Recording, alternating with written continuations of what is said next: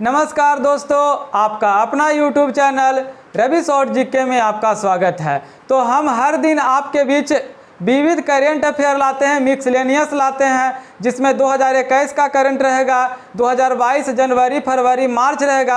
यानी जो आपके बीच हम लाएंगे जो बहुत ही महत्वपूर्ण रहेगा। यानी आप इस प्रश्न को देखिएगा तो एक भी नहीं लगेगा कि हम बोरिंग जैसा पढ़ रहे हैं करेंट अफेयर। यानी कि आपको परीक्षा में पूछने का संभावना रहेगा। एकदम लाए हैं अध्ययन करके, कई गो किताब पढ़ने के बाद आपके बीच लाते हैं। तो चलिए देखते हैं। देखिए पहला प्रश्न है, 8वीं बार बिलियर्ड्स का खिताब किसने जीता है? तो कौन जीता है? पंकज अडवाणी। कौन जीते हैं? पंकज अडवाणी। यानी आपसे पूछ देगा कि 8वीं बार बिलियर्ड्स का खिताब किसने जीता है? तो पंकज अडवाणी। देखिए कभी कभी प्रश्न पूछता है कि पंकज अडवाणी का संबंध किससे है? तो बिलियर्ड्स खेल से। यानी आगे देखिए, मालदीव द्वारा किस खिलाड़ी को स्पोर्ट्स आइकॉन पुरस्कार दिया गया है? तो किसे दिया गया है? सुरेश रैना को। किसे दिया गया है? सुरेश रैना। यानी आपसे अगर पूछ देगा कि मालदीव द्वारा किस खिलाड़ी को स्पोर्ट्स आइकॉन पुरस्कार दिया गया है, तो सुरेश रैना।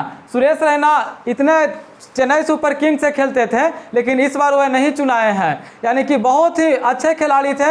यानी कि देखिए सुरेश रैना से हम लोग का सीख मिलता है कि आदमी प्रेजेंट में क्या उसका परफॉर्मेंस है जो देखा जाता है, आप पीछे क्या थे वह नहीं देखता है। यानी चलिए आगे देखते हैं। यानी है क्या चीज़? मालदीव द्वारा किस खिलाड़ी को स्पोर्ट्स आइकॉन पुरस्कार दिया गया है? सुरेश रैना को। आगे देखिए, बिलीव किस क्रिकेटर का बायो ऑटोग्राफ है? यानी आपसे पूछ देगा कि बिलीव किस क्रिकेटर का बायो ऑटोग्राफ है, तो ये किसका है? सुरेश रैना का। सुरेश रैना का है। अगर पूछ देगा आपसे कि सुरेश रैना का बायो ऑटोग्राफ कोची क्या चीज़ है? तो कोची है? बिलीव है। यानी बिलीव किसका ऑटोग्राफ है? सुरेश रैना के। आगे देखिए, sports aces award sport man of the year किसे घोषित किया गया है? तो sports star aces award sports man of the year किसे घोषित किया गया है? तो घोषित किया गया है नीरज चोपड़ा को। किसे? नीरज चोपड़ा को आप सभी जानते होंगे, जो क्या होता है टोक्यो ओलंपिक में भारत को गोल्ड मेडल दिया है। यानी कि क्या? यानी कि आपसे पूछ देगा कि जैसे प्रश्न पूछ सकता है कि नीरज चोपड़ा का संबंध किस खेल से है? तो क्या चीज़ से है? तो भाला फेंक से। आप पूछ देगा कि sports star access award sports man of the year किसे मिला है? तो नीरज चोपड़ा को। अब आगे देखिए है, हुरून ग्लोबल रिच लिस्ट में प्रथम स्थान पर किसे, मतलब कि आपको है प्रश्न कि प्रथम स्थान पर पूरे विश्व में अमीर व्यक्ति कौन हुए हैं? तो एलोन मस्क। कौन? Elon Musk. अगर आपसे पूछ देगा कि दुनिया के सबसे अमीर व्यक्ति कौन बन गया है, तो एलोन मस्क। अगर पूछ देगा आपसे क्या 10 व्यक्ति का लिस्ट जारी हुआ है, उसमें कोई अपना भारतीय है? तो हाँ, हमारे देश के कौन? मुकेश अंबानी, जो 9वें स्थान पर है। कितने स्थान पर है? 9वें स्थान पर। यानी आपसे अगर पूछ देगा कि दुनिया का सबसे अमीर आदमी कौन है, तो एलोन मस्क। और पूछ देगा कि एशिया में कौन है, तो मुकेश अंबानी। और पूरे विश्व में मुकेश अंबानी कितने नंबर पर है? 9th नंबर पर। तो चलिए आगे का प्रश्न देखते हैं। Time person of the year किसे दिया गया है? तो Time person of the year Elon Musk दिया गया है। किसको? एलोन मस्क को। यानी आपसे पूछ देगा कि time person of the year किसे दिया गया है? तो एलोन मस्क। एलोन मस्क कौन है? तो कौन है? दुनिया के सबसे अमीर व्यक्ति। आगे देखिए, ट्रांसजेंडर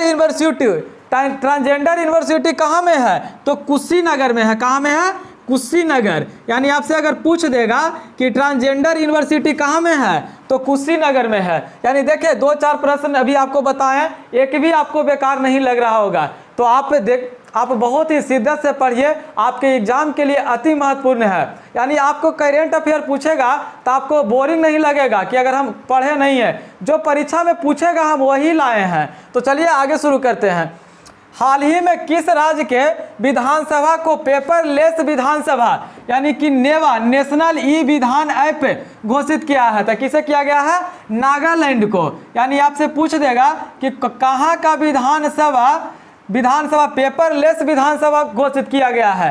तो कहाँ का? नागालैंड का। अगर आपसे पूछ दे कि दुनिया का पहला पेपरलेस सरकार कहाँ की है, तो UAE। और हम UAE के बारे में सब चीज़ बता दिए हैं, एक वीडियो भी बना दिए हैं, तो आप देख लीजिएगा। अगर आपसे पूछ देगा कि भारत का कौन सा हाई कोर्ट पेपरलेस बन गया है, तो कहाँ का? केरल का। तो चलिए आगे का देखते हैं। आगे है बिहार के खादी ब्रांड एम्बेसडर कौन है, तो कौन है? मनोज तिवारी। कौन? इनका एक गाना बहुत ही मतलब कि प्रचलित हुआ था मनोज तिवारी का।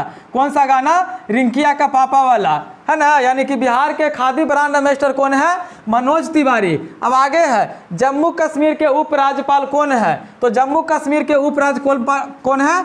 मनोज सिन्हा। यानी आपसे पूछ देगा कि बिहार के खादी ब्रांड एम्बेसडर कौन है, तो मनोज तिवारी। अगर आपसे पूछ दे जम्मू कश्मीर के उपराज्यपाल कौन है, तो मनोज सिन्हा। आगे देखिए प्रश्न है, भारत में 100% प्लास्टिक वेस्ट न्यूट्रल कंपनी कौन बन गई है, तो भारत में 100% प्लास्टिक वेस्ट न्यूट्रल कंपनी कौन सा बन गया है? डाबर बन गया है। कौन सा? डाबर। डाबर आंवला च्यवनप्राश होता है ना, वही वाला कंपनी है।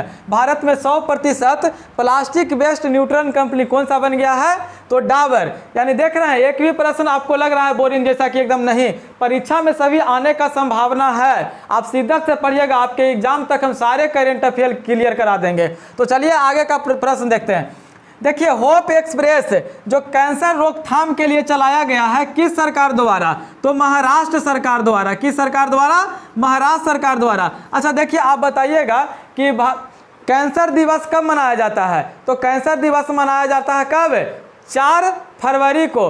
अगर आपसे पूछ देगा कि कैंसर दिवस कब मनाया जाता है, तो 4 फरवरी के। आगे देखिए उड़ान नियंत्रण प्रणाली कौन से राज्य द्वारा शुरू किया गया है, तो उड़ान नियंत्रण प्रणाली किसको द्वारा? बेंगलुरु राज्य द्वारा शुरू किया गया। अब देखिए उड़ाने से एक प्रश्न होता है कि उड़ान मतलब कि मिशन का संबंध किस IIT से है, तो IIT बम्बे से है। यहाँ क्या चीज़ है? उड़ान नियंत्रण प्रणाली का संबंध किस राज्य से है, तो बेंगलुरु से है। अगर पूछ देगा कि उड़ान मिशन का संबंध किससे है, तो IIT बम्बे। आगे देखिए कौशल और उद्यमिता विश्वविद्यालय कहाँ में खोला जाएगा, तो ये खोला जाएगा कर्नाटक में। कहाँ में खोला जाएगा? कर्नाटक में। यानी आपसे पूछ रहे कि कौशल और उद्यमिता विश्वविद्यालय कहाँ में खोला जाएगा?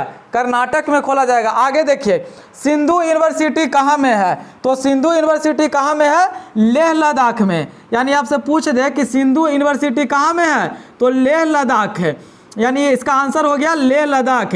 यानी देखिए 8-10 अभी जो आपको बताए हैं, जो कितना आप ही बताइएगा कि कैसा प्रश्न है। अच्छा देखिए 1 लाइनर हम करके लाए हैं। ऐसा रहता है कि हम बड़ा लिख देते भी, लेकिन हम 1 लाइनर करके लाए हैं। तो आप देखिएगा और अपने दोस्त के पास शेयर भी कीजिएगा। तो चलिए आगे का देखते हैं। आगे का देखिए कुछ मतलब कि संस्था के प्रमुख है। जैसे देखिए पहला है NDRF के प्रमुख कौन है, DRDO के प्रमुख कौन है, नाबार्ड के प्रमुख कौन है। तो चलिए सबसे पहले NDRF के प्रमुख कौन है, तो अतुल करवाल। कौन है?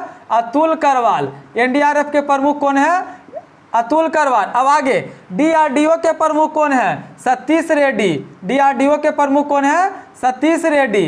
अब आगे है नाबार्ड के प्रमुख कौन है, तो नाबार्ड के प्रमुख कौन है? कल भी हम बताए थे आपको। नाबार्ड के प्रमुख कौन है? गोविंद चिंतालू।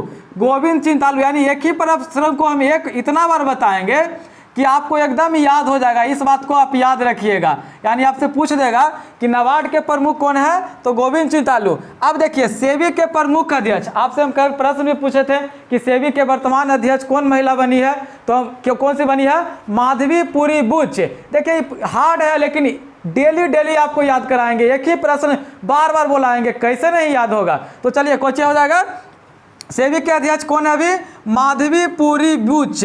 माधवी पुरी बुच। यानी आपसे पूछ देगा कि सेबी के प्रमुख अभी कौन है, अध्यक्ष कौन है, तो माधवी पुरी बुच। LIC के प्रमुख MR Kumar. MR Kumar. LIC के प्रमुख MR कुमार। आगे देखिए 2022 में इलेक्ट्रिक और IT मंत्रालय ने कितनी चीनी ऐप यानी कि चाइना के ऐप को बंद किया है, तो कितना? 2022 में कितना ऐप को बंद किया है? 54 को। अब देखिए इलेक्ट्रिक और IT मंत्रालय कौन अभी है, तो अभी जो रेल मंत्री हैं कौन? अश्विनी वैष्णव। यानी आपसे पूछ देगा कि इलेक्ट्रिक और आईटी मंत्रालय कौन है? तो अश्विनी वैष्णव। आगे देखिए, Indian film personality of the year किसे मिला है? तो किसे मिला है? हेमा मालिनी को। किसे मिला है? हेमा मालिनी को। आपसे पूछ देगा कि Indian film personality of the year किसे मिला है? तो हेमा मालिनी के। देखिए, आज के लिए आपके एगो प्रश्न है कि Indian film personality of the year Hema Malini को मिला है, हेमा मालिनी के साथ में किसको मिला है? तो आप कमेंट में बताइएगा। तो चलिए आगे का देखते हैं। देखिए, फिर है PSLV-C 52, जो मतलब कि उपग्रह छोड़ा गया था, जो कौन संस्था द्वारा छोड़ा गया था? तो इसरो द्वारा। किसको द्वारा? इसरो द्वारा। यानी कि 2022 में इसरो द्वारा छोड़ा गया पहला मतलब कि उपग्रह था। क्या कौन से छोड़ा गया था? तो PSLV-C 52। अब देखिए है B.A.1 B.A.2। ये क्या चीज़ है? तो ये कोरोना का वेरिएंट है, जो कहाँ में देखा गया है? इजराइल में देखा गया है। यानी कहाँ में देखा गया है? इजराइल में। अब देखिए, ओमिक्रॉन का हम कल बताए थे B.1.1529, यानी कि उसका नाम था। यानी देखें, आपके बीच हम जो लाए हैं, एक भी आपको प्रश्न ऐसा लग रहा है कि एकदम मतलब कि बोरिंग जैसा है? यानी करंट अफेयर में एकदम समझिए कि आपको हम कहीं नहीं दिक्कत होने देंगे। अगर आपको एग्जाम देने जाइएगा तो आपको समझिए कि इतना से ज़्यादा नहीं आएगा, आपके एग्जाम तक हम सारा करंट अफेयर क्लियर करा देंगे। तो चलिए एक बार रिवाइज करते हैं। 8वीं बार बिलियर्ड्स का खिताब किसने जीता? पंकज अडवाणी। मालदीव द्वारा किस खिलाड़ी को स्पोर्ट आइकॉन पुरस्कार दिया गया? सुरेश रैना। बिलीव किस क्रिकेटर का बायो ऑटोग्राफ है? Suresh Raina. Sports star access award reports man of the year किसे दिया गया है? Neeraj Chopra. Hurun global research list में मतलब कि पहले नंबर पर कौन है? तो एलोन मस्क। और मुकेश अंबानी है 9वें नंबर पर। आगे देखिए, time person of the year किसे घोषित किया गया है? एलोन मस्क को। ट्रांसजेंडर यूनिवर्सिटी कहाँ में है? कुशीनगर में। आगे देखिए, हाल ही में किस राज्य के विधानसभा को पेपरलेस विधानसभा नेवा नेशनल ई विधान घोषित किया है? तो नागालैंड। बिहार के खादी ब्रांड एम्बेसडर कौन है? मनोज तिवारी। जम्मू कश्मीर के उपराज्यपाल कौन है? मनोज सिन्हा। भारत में 100% प्लास्टिक वेस्ट न्यूट्रल कंपनी कौन बन गई है? डाबर। होप एक्सप्रेस कैंसर के रोकथाम की घोषणा किया है कौन सा राज्य ने? महाराष्ट्र ने। कैंसर दिवस मनाया जाता है 4 फरवरी को। उड़ान नियंत्रण प्रणाली का संबंध बेंगलुरु से है और उड़ान मिशन का संबंध IIT बॉम्बे से है। कौशल और उद्यमिता विकास विश्वविद्यालय कहाँ में खोला जाएगा? कर्नाटक में। सिंधु यूनिवर्सिटी कहाँ में है? तो लेह लद्दाख में। आगे देखिए है, NDRF के प्रमुख कौन है? अतुल करवाल। असम राइफल के कौन है? प्रदीप चंद्र नैयर। इसरो के प्रमुख कौन है? तो S सोमनाथ। और क्या CISF के प्रमुख कौन है? कुलदीप सिंह। BSF के प्रमुख कौन है? तो पंकज कुमार। यानी कि जो आपको आज हम बताए हैं एग्जाम के लिए अति महत्वपूर्ण है। तो आप इस वीडियो को एकदम शिद्दत से देखिएगा। आप देखिएगा, जब एग्जाम दीजिएगा तो आपको पता चलेगा कि आपका भाई पढ़ाया था जो एग्जाम में छपा या नहीं। तो इस बात को गारंटी लीजिए कि एग्जाम में छपेगा, क्योंकि हम आपके बीच बहुत मेहनत करके लाते हैं। ऐसा नहीं है कि हम यहाँ पर ही छाप देते हैं, नहीं, हम बहुत मेहनत करते हैं, किताब में से निकालते हैं, 2-3 किताब पढ़ते हैं, उसके बाद यहाँ पर ही लाते हैं। तो लास्ट में हम बोलना चाहते हैं कि अगर वीडियो अच्छा लगा है तो अपने भाई को सपोर्ट कीजिए, अपने दोस्तों के पास शेयर कीजिए, लाइक कीजिए, कमेंट कीजिए। इससे हमको बहुत उत्साह बढ़ेगा कि हमारे भाई, छोटे भाई, बड़े भैया हमको सपोर्ट कर रहे हैं। तो वीडियो को लाइक कीजिए, अगर अच्छा लगा तो शेयर कीजिए। और अंत तक बने रहने के लिए बहुत बहुत धन्यवाद। जय हिंद, जय भारत।